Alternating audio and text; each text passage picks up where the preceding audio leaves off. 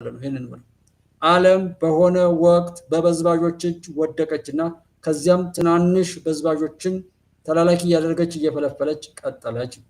ሰብአዊ መብቶች፣ ዲሞክራሲያዊ መብቶች እያሉ ዓለም አቀፍ አህጉር አቀፍና ሀገር አቀፍ ተቋማትን እየፈጠሩ የተፈጠሩትን እየተቆጣጠሩ ቀጠሉ።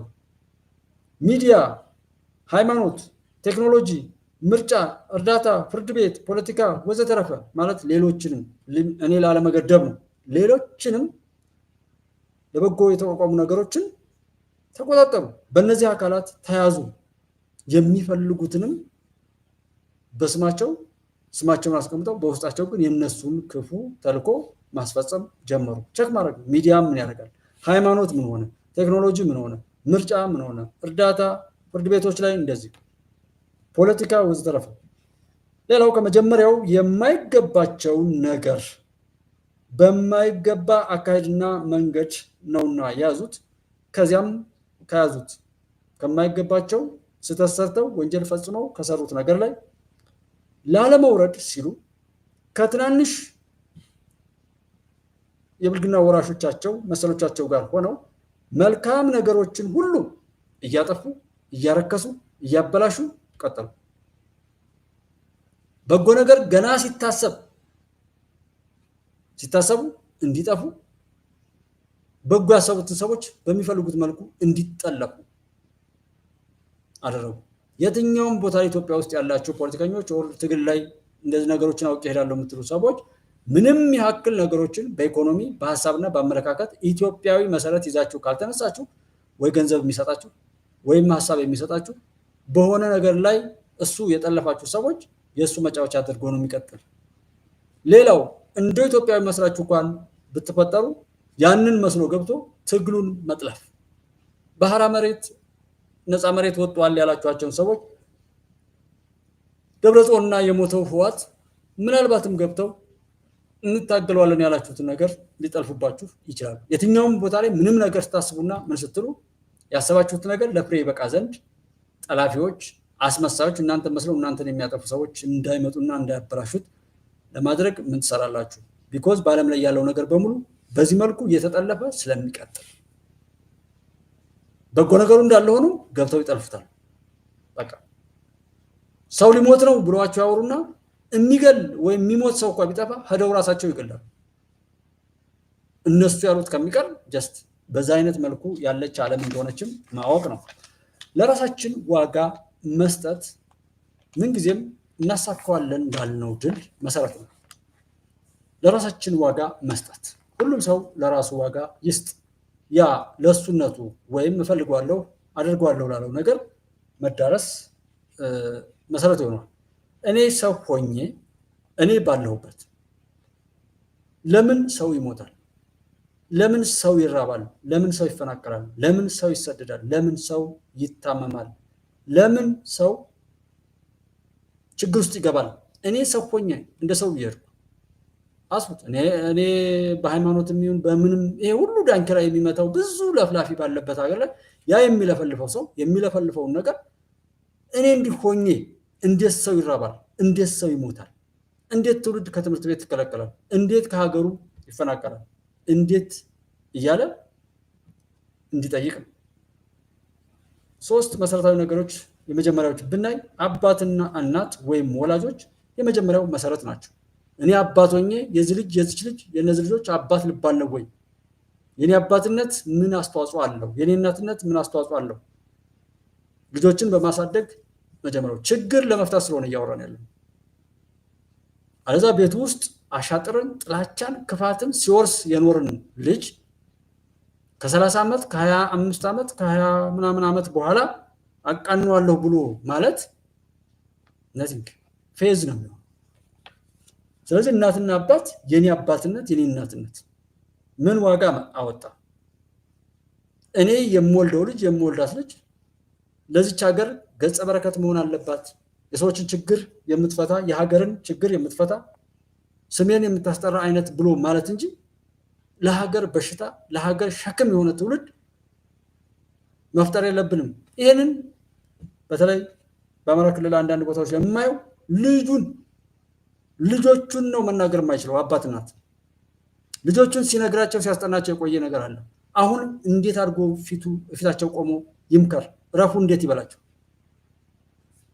ስለዚህ ወላጆች እኔ አባት ሆኜ እኔ እናት ሆኜ የኔ ልጅ በሚል መውሰድ ነው የመጀመሪያው መሰረት ነው። ሁለተኛው የሃይማኖት አባቶች እና ሽማግሌዎች የኔ የሃይማኖት አባትነት እኔ የሃይማኖቱ አባት ሆኜ ምድራዊውን ነገር እስከ ሰማያዊ ድረስ መጠቃቀምን የፈጣሪን ቃል አምጥቼ ሰዎች የበለጠ የተወደዱ በፈጣሪ የተከበሩ የሆኑ ዘንድ የሚያስችል ስብከት አስተምሮት ልሰጥ መጥቼ እኔ ባለሁበት እንዲህ አይነት ሌባ፣ እንዲህ አይነት መንገድ ዘጊ፣ ሰው ገዳይ፣ ደፋሪ፣ መልካም ነገሮችን ኃይል ነገሮችን የሚያጠፋ ትውልድ እንዴት ይፈጠራል ብላችሁ ጠይቁ። እንጠይቅ። እኔ የሃይማኖት አለዛ ጥምጣሙን ሁሉ አውርዱት፣ መስቀሉን ሁሉ ጣሉት። ትውልድ ላይ የሚታተም መስቀል፣ ትውልድ ላይ የሚታተም ቁርአን፣ ትውልድ ላይ የሚታተም ኪታብ ነው እንድታስተምሩ የመጣችሁት። እኔ አባት ሆኜ እኔ እረኛ ሆኜ የፈጣሪን አዝመራ ሰብስቤ ሰላም የሚጠላ መረዳዳትን የሚጠላ መዋደድን የሚጠላ አብሮ መሆንን የሚጠላ ችግርን የሚወድ ጦርነት የሚያስደስተው ዘለፋ ምናምን እርቃንን መሄድ የሚያስደስተው ዝሙት ምናምን የሚያስደስተው ስርቆት የሚያስደስተው ሙስና መስጠትም ሆነ መቀበል የሚያስደስተው በየሄደበት እርኩሰትን በድፍረት የሚያደርግ ትውልድ ሲፈጠር እኔ የት ነኝ? የመጀመሪያው እናትና አባት፣ ከዛ ቀጥሎ የሃይማኖት አባት፣ ከዛ ሽማግሌዎች። ሽምግልና ምን አመጣ?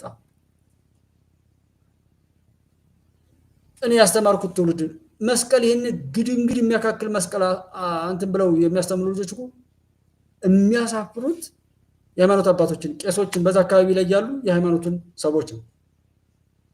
እነዛ ልጆች ልክ ናቸው። መስቀል አድርጎ መግደል በቃ ጻድቅ ነው ተብሏል። እንደዛ ብለው ስላስተማሯቸው እንጂ እነዛ ህፃናት ያንን ያክል መስቀል መተለቁ ለካዲ ፌዝ አይደለም። ያ መስቀሉ ለሰዎች የሚታይ ምልክት ነው። ኩፍይት የሚያደርግ ሰው እኔ ሳየው በቃ ሙስሊም ነው ብዬ እንድል ነው። በውስጥ ያለውን እስልምናማ ራሱ አላህ ነው የሚያየው። መስቀል የያዘው ሰው አይ ይሄ ሰው ክርስቲያን ነው ብዬ እንድል ነው። ለኔ ለደካማው በዛሂር በግልጽ እንዲታየኝ የተደረገ ነው። ክርስትና ነው አይደለም የሚለውን መዛኙ ነው የሚያውቀው። ያን ያካክል አድርገው ግን ቤተክርስቲያን ላይ በድፍረት እስከ ጫማቸው ሲገቡ አንተ ንጉሥ ቴዎድሮስ ነህ አንተ እንትና ነህ እያሉ የሚቃዡ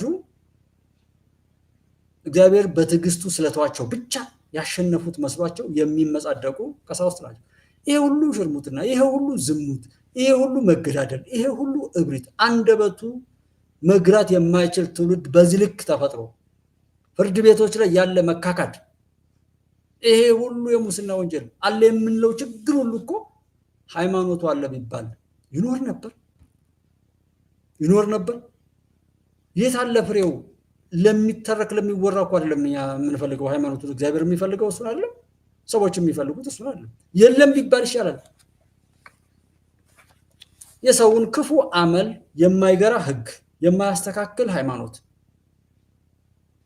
እንደ ሰው ልጅ በጣም አደገኛ ፍጥረት ሁሉ ያለ አይመስለኝም። ሺህ ከሚሊዮን ኬላ፣ ይሄ ሁሉ ወታደር፣ ዓለም ላይ ያለውን የኒውክሌር መሳሪያ፣ ይህን ሁሉ ነገር ብታዩት ሰው ለሰው የሰራው።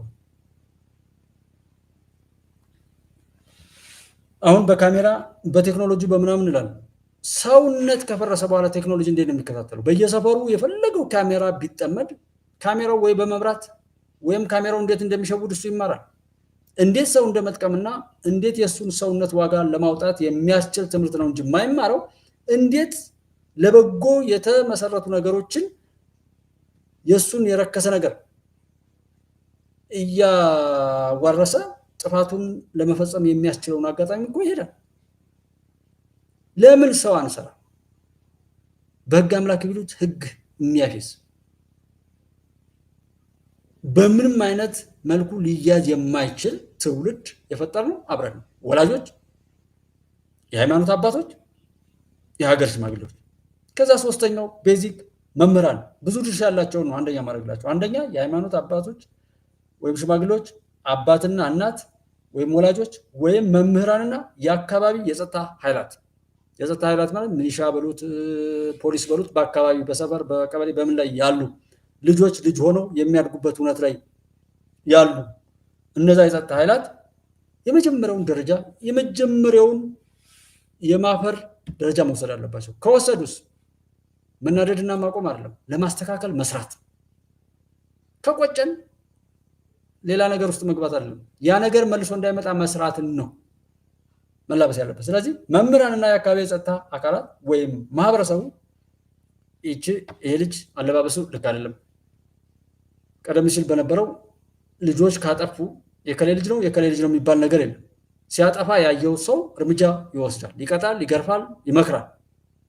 አሁን ደግሞ ልጅ እንዳትነካ የህፃናት መብት የሚል ያው የህወሓት እንትን ያመጣው አንዱ ሀገርን ማፍረስ የሴቶች ጉዳይ፣ ሴትን ትዳሯን ለማፍረስ የሴቶች ጉዳይ ተቋቁሞ ልጆች መንገድ ላይ እንዲቀሩ፣ ጋብቻ ቀላል እንዲሆን፣ ሴቶች ከፈለጉት ጋር በፈለጉት ሰዓት ግንኙነት ጀምረው ማፈራቸው ክብራቸው ሁሉ ጠፍቶ እየጎተተ መጣ። ለአባቷ ይኸው ጓደኛ ነው እንድትለው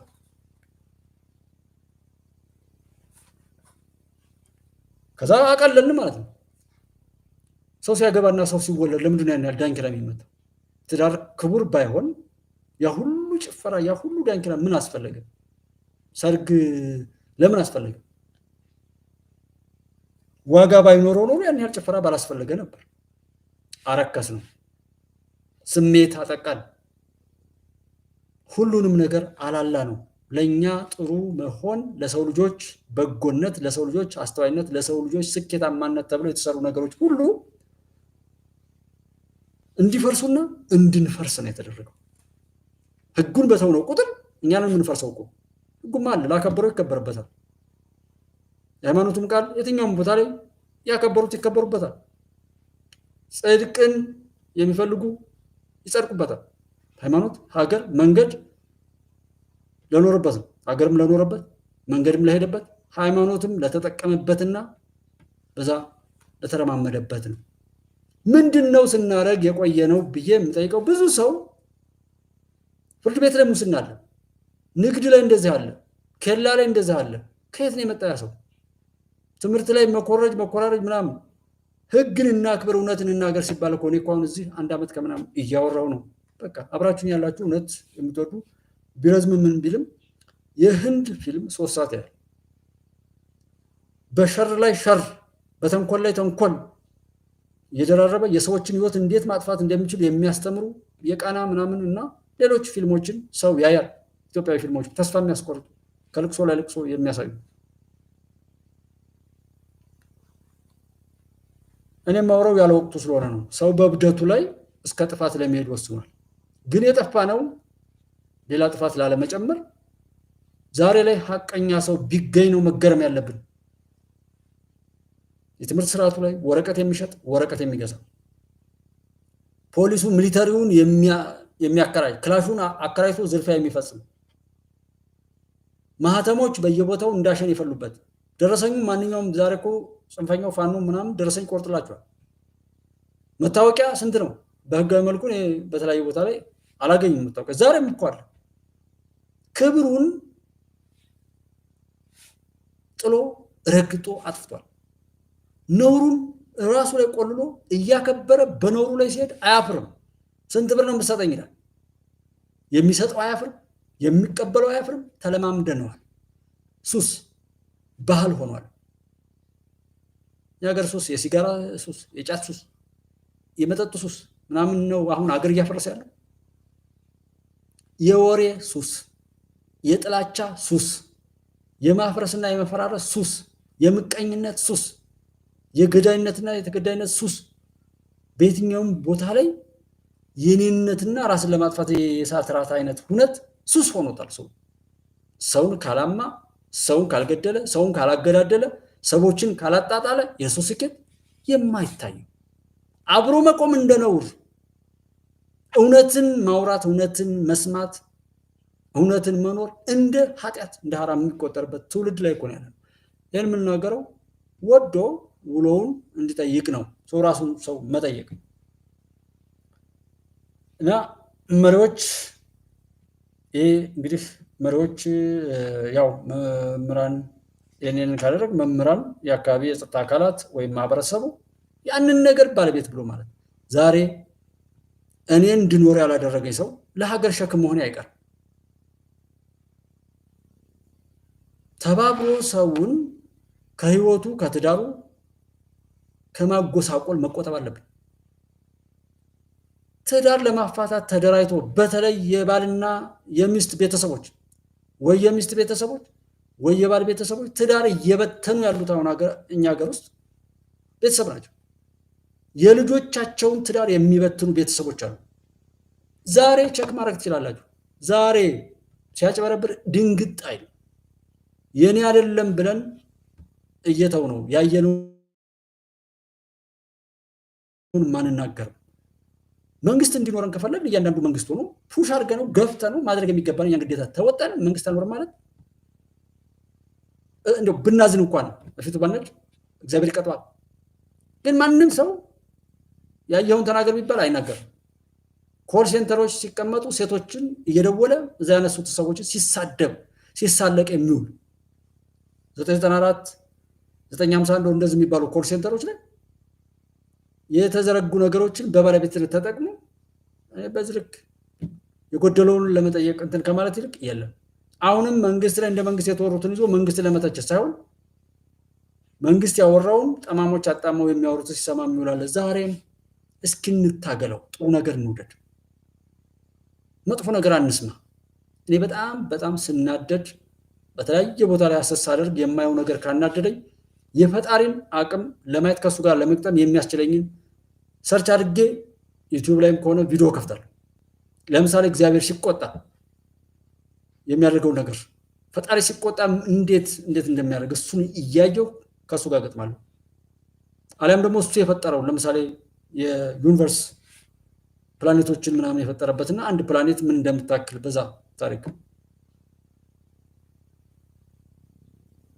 የፀሐይን በሚሊዮን በመቶ ሚሊዮን የሚቆጠሩ መሬትን የሚያካክሉ ነገሮች አንድ የሆነ እንትን ላይ ቢቀመጡ ያንን የስበት እኩል ለማድረግ በሚሊዮን የሚቆጠሩ መሬትን የሚያካክሉ ያን ያክል ግዙፍ መሆኗን ፀሐይ እንደዚህ ሳይ የማምነው ፈጣሪን ለማመስገንም ሆነ ለማማረር ልክ እንደሆንኩ ይሰማኛል። የሰዎች ስርዓት ዘላለማዊ ህይወት አለ፣ የማይሞት ሰው አለ፣ የማይታመም ሰው አለ። አሁን እንደ ጥላ ለሚያልፈው እድሜያችን ግን የምናወራው የምንሰራው የምናደርገው ድርጊት እኛ እውነት አቅም ቢኖረን ምን እናደርግ ነበር? በዛ ልክ አመፀኝነትን ሳይ ፈጣሪ ጋር የበለጠ እንዳማረር እና እኔ እሱ ጋር ነው እንትን የምለው። ሰው እናስተውል፣ ውሏችንን አንርሳው። ቢያንስ አሁን ላይ ያለው ነገር ደግሞ እሱ ብሎ አዋቂ ደግሞ አንተ ብሎ አዋቂ ምን አገባህ? ጠቅላይ ሚኒስትሩ የምስጋና ቀን ብለው የመጀመሪያ እንደመጡ ጳጉሜ አካባቢ ነው የምስጋና ቀን ብለው ምን አገባው ጠቅላይ ሚኒስትሩ ፈጣሪን የሚያመሰግን ብለው የተቃወሙ አሉ። በዚህ ልክ ነው ሰው ጋጠወጥ ሲሆን ማንን እንደተቃወሙ እንኳን አላወቀም። እኔ ላላመሰግነው እችላለሁ፣ ግን ሰው ቢያመሰግነው ፈጣሪ ምን ችግር አለው? እኔ ሙስሊም ላልሆን እችላለሁ፣ ግን ሙስሊሞች ምን አለ ሙስሊም እንዲሆኑልኝ ነው የምፈልገው። እና እኔን ተቀበል እስካለ ክርስቲያኖች ያ ግብይት ከፈጣሪ ጋር ያለን ግንኙነት መለኪያ እኮ ነው። የኛ ሀገር በየህርንበት የሚያሳፍር ታሪክ ለመጻፍ ራስን ለማስመለክ የራስን ነውር በሌሎች ላይ ለመጫን ፖለቲካው እኔ ያልኩት ቃሉ ሐሳቡ እኔ ያልኩት ቃሉ ወርዶ ተዋርዶ ሌሎችን ለማዋረድ የሚተጋ የሚበዛበት የወራዶች ሂደት ሚዲያው ላይም የትኛው ላይ እንደዚህ በጭፈራ በዳንኪራ ምን ውጤት አመጣው? እኔ ጋር 10 ደቂቃ አንድ ሰዓት ተኩል በእንትብል አቨሬጁ 23 ደቂቃ ነው የሚለው ዩቲዩብ ሪካርዱ 23 ደቂቃ ከታየ ያው ጥሩ ታይቷል ማለት ነው። ግን እስከ 10 ደቂቃም አይታይም አቨሬጁ። እኔ ግን እረጋጋለሁ። ሰዎች ግን ለመማር እየፈለጉ እንዲጎዱ አልፈቅድም። አልማር ካሉ ደግሞ እንዲያመልጡ አልፈቅድም። በቃ የራሴ ፍቃደኛ አልናደድም። ቢያንስ እዛው ከስራቸው ጋር ስራቸው ይዋጡ። የኔ ማንኛውንም ነገር ማድረግ ሌሎች ላይ ተጽዕኖ ማረፍ የለበት። መሰባሰብ ለመጠቃቀም ይሁን ከዛ ቀጥሎ ለመቀባበር ይሆናል። ለመቀባበር የሚሰባሰብ ሁልጊዜ ሰው እየገደለ የአስከሬን ማስፈጸሚያ እንትኖ ይሸጥ ይመስል ለሰር ለመቀባበር ለስድብ ለምን ኃላፊነትና ተጠያቂነት በሌለው መርህ ትንሽ ትልቁ ያወራል። እንደ ቁራ በያለበት ለፍልፎ እንደ እንቁራሪት በያለበት ጮሆ ሀገርና ህዝብን ለጥፋት ይዳርጋል። በጣም አደገኛ ነው። ውሏችን ግን ሂሳብ ሰሪው ፈጣሪ ነው። አማኞች ስለሆነ እንተዋወቃለን ብዬ ነው። እምነት የሌለው ልጅ የለም ኢትዮጵያዊ ሆነው። ስለዚህ በዚህ ሰዓት በተለይ አማኝ አለመሆን አይቻልም። ቀጣዩም እንደዛ ስለሆነ ማለት ነው። አማኝ አለመሆን አይቻልም። ማንኛውም እምነት በራሱ ውብ ነው። ሁሉም ሰው ይኑርና ፍሬውን ያገኝ። እኔ በቻል